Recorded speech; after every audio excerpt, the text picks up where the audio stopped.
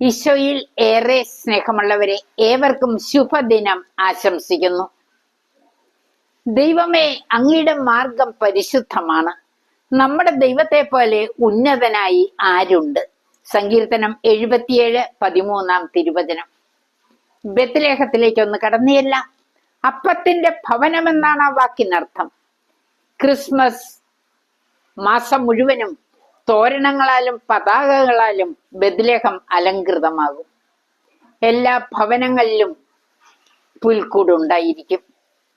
ക്രിസ്മസിന്റെ തലേ ദിവസം ഒരു പ്രദക്ഷിണമുണ്ട്. ആയിരങ്ങളാണ് അത് കാണാൻ എത്തിച്ചേരുക.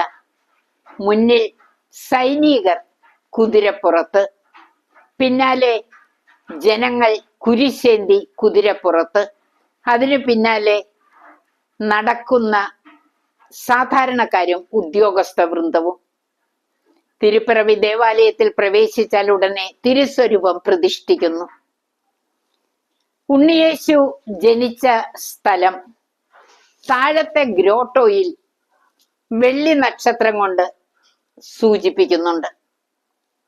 എല്ലാ ഭവനങ്ങളുടെയും കവാടത്തിൽ കുരിശു വരച്ചിരിക്കും. വലിയൊരാഘോഷമാണ് ക്രിസ്മസ് അവരെ സംബന്ധിച്ചിടത്തോളം. പ്രിയപ്പെട്ടവരെ, നമുക്കും ക്രിസ്മസ് ആഘോഷിക്കണ്ടേ? നമ്മുടെ ഹൃദയം ഒരുക്കണ്ടേ? ഭവനങ്ങൾ ഒരുക്കണ്ടേ? ദൈവം നിങ്ങളെ എല്ലാവരെയും അനുഗ്രഹിക്കാൻ കടന്നു വരുന്നു. ആമേൻ.